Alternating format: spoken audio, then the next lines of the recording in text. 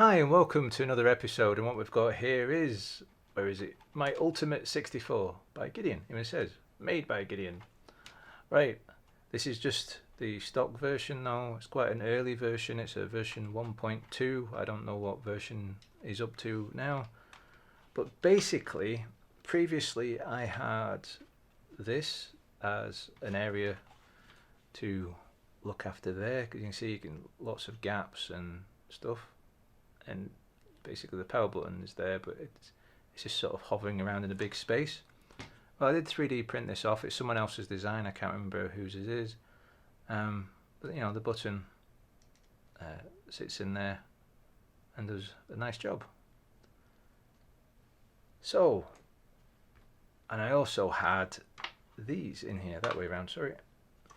They sort of sat there as supports for the keyboard, because obviously the metal stuff doesn't quite fit now. So what I've done is bought from Pixelwizard a few bit of things. I've got all this gubbins, this bit, and some screws, which they say you need the Posi Drive PZ1 to do it correctly, because it's that shape of part to the screw. Don't know if I'll need them, but I just bought them just in case. Now this bit, it's got a piece of paper in there, and I'll show you that again in a minute because it's actually the same bit that's in here. But that would sit here to cover the gap over the power supply unit socket and for the power button. Now they have two different power buttons, one for the Elite and one for the standard. The piece of paper basically tells you the difference, which is hiding in there. As I say, I'll show you that again in a minute. And just looking at this though, I'm a little bit concerned because the holes on them aren't as large as the hole. So I mean, the hole on this is near enough as big as the button. You know, the buttons are roughly the same size on the outside, but on the inside, yeah, those holes look too small for the button that's on my Ultimate64, and if there is different sizes, maybe Pixelwizard should support, I don't know, get more sizes. I mean, or at least give you a chance to decide which one you want. After I finish recording, I'll reach out to them and ask them, because obviously I've gone and bought another set. It's not their fault I bought another set, that's me, because I would like black to be pointing to the outside world and red to be on the inside. But the point is that I have actually bought two lots of them, because the same stuff is actually in here as well, and I wanted red for the internals. Let's see if we can do this. Yep.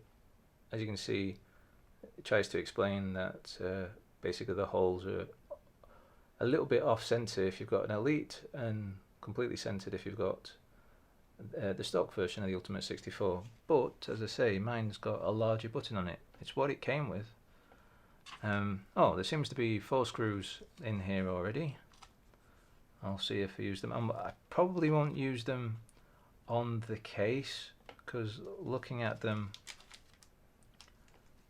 the thread seems different. Yeah, it's a lot different actually, the thread that's stock, or at least what came in this Commodore 64. I can't blame them if these are the true ones and I got different ones. But the screws I got in my Commodore 64, which was second-hand initially, you know, and I took out the motherboard and sold it to somebody who wanted the motherboard. Actually, no, I didn't. What I did was sell a whole complete Commodore 64. I bought another case and keyboard and sold it with them. Anyway, the point is,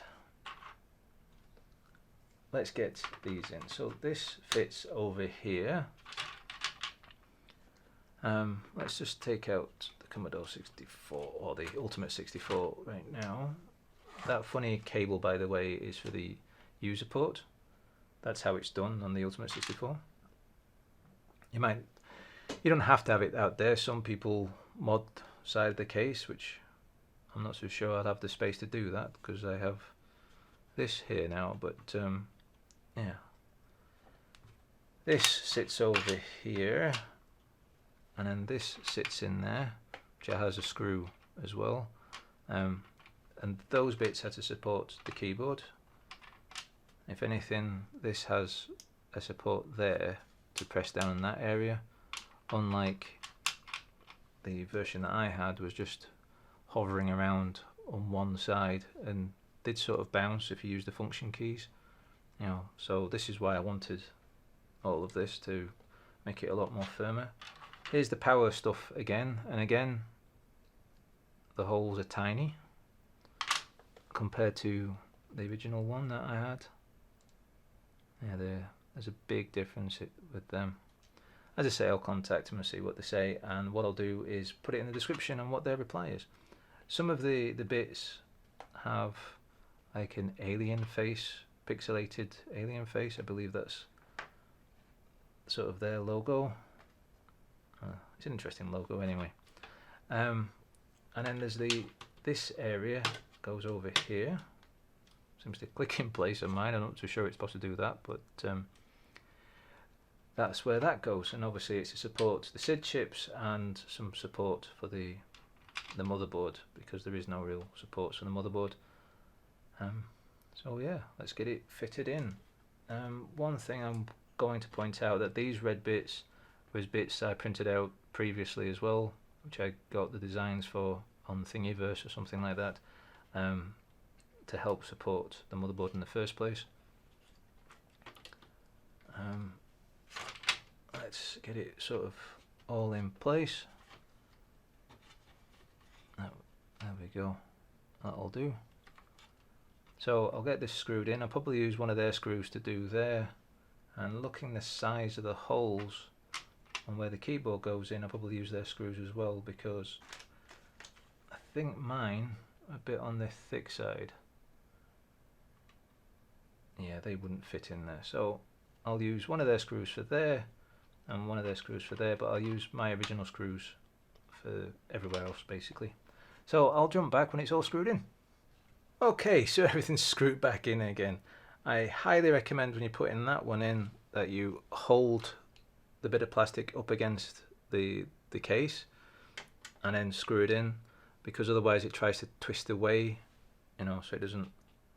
You don't want that. You want it that it's as flush as possible to the case. And then with the stands themselves, you know, put your finger in behind, and you know, push upwards as you're pushing down with the screw, especially if it's the very first time that you're doing it, because it takes a bit to actually go through the plastic, because what you're doing is creating the new thread for it to go into. But be careful, because you don't want to make it too tight between the stock plastic of the keyboard and the new stuff of the stand, and obviously the same for the other side. And don't do it all the way down on one side before you've got the other one in, you know. Do it a little bit and then, you know, go backwards and forwards until you feel it's firm enough and it's not wobbling anymore. That's what I've done now. So yeah, it fits nicely. That in itself is nice. The motherboard doesn't seem to flex anywhere near as much as it did before. As I say, I think with this bit it'd be nice if there was a bit that came out and met this side of the motherboard just underneath to help stop that flex. You might just about see the, you know, the way that the light is reflecting on the USB and the HDMI up there. That could do with stopping the flexing. So it'd be nice if something reached up there to support that. And it would be really nice that the power buttons actually fitted. I mean, I have no idea why they're not fitting. As I said plenty of times before, I'll contact Pixelwizard and see what they say, and whatever reply I get, I'll put it in the description as a summary. I'm not going to quote them word for word, but I'll put it as a summary of what they've said. You know, if I'm supposed to modify the button in some way, you know, they're going to give a refund, whichever. I think that's about it for this, really, isn't it? We may see the Commodore 64, the Ultimate 64, back again in future episodes. There's some more stuff I want to do with it. But until then, as always, happy gaming.